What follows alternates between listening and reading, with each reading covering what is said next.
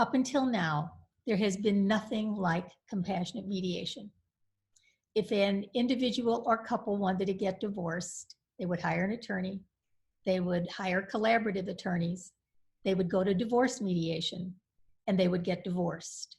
And if they wanted to go to marriage counseling, they'd find a therapist or a counselor or clergy and get some counseling. And I found that after doing 30 years of working with individuals and couples, it's often not that clear cut, because people have parts that are ambivalent about what they want to do.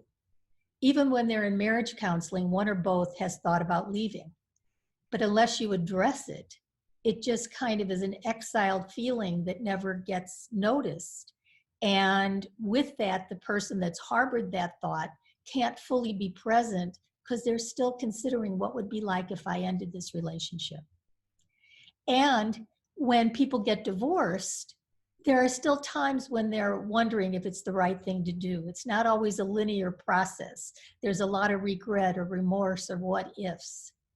But by then it's usually too late because the lawyers are involved, the process has started, everyone's been told, and it carries out the trajectory in that direction. So when you have marriage counseling and you have divorce mediation, they are two different skill sets. Compassionate mediation merges them together. And what that means is it's a process for resolving conflict. And it uses the therapeutic skills of internal family systems, the spiritual growth lessons I learned at the Chopra Center. It also includes, though, information about what a separation or divorce would look like. Because then, in the context of compassionate mediation, they can talk about it all. They don't have to pretend they have this part that hasn't thought of leaving, and they don't have to pretend in divorce that they don't have a part that wishes they could stay together. So what compassionate mediation does is empower you to empower them to talk about everything. And they truly can, even though they've thought of divorce, learn how to connect to their best self, let go of the limiting beliefs and judgments they took on with each other, unburden the pain from the past, and relate from their heart. And then when you teach them the miracle of empathy, where they use I messages and talk about their exiled feelings, not their judgment, when they do that, they can create a whole new relationship. And they often do. And you facilitated it. And I've often said, if we could just spare our children from the shrapnel of our animosity, there'd be a lot more happy families. So what this does, it teaches compassionate communication. It shares how to create a compassionate relationship with empathy. I give you the information that you can give them as to what all their different options are. I also give you the information to help you explain to them how to understand their rights and finances.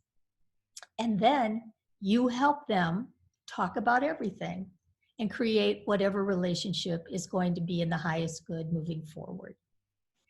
So it's a hybrid. I used the term compassionate mediation. Perhaps I should have used conscious, compassionate conflict resolution. The certification that I'm offering is actually in compassionate mediation coaching. So you don't have to worry about the HIPAA laws or whether you're an attorney or a coach or a clergy or mediator. It's a skill set. It's a box of tools that you can use as needed, but it's also a whole process that I've outlined on the roadmap at lindakroll.com/roadmap. So the whole process of what we talk about in each session is outlined for you. And I give you that tool plus my other tools in the compassionate mediation tools for your practice. And then I'd like to give you my whole process. I'd like to teach you everything that I do so that you can use it in your practice and take it wherever you want in the world. So I hope that answers your question. It's new. When Dick Schwartz first founded Internal Family Systems over 30 years ago, I remembered seeing him in a room with a few people, not knowing that 30 years later, it was going to be a worldwide phenomenon. started by Dick many, many years ago.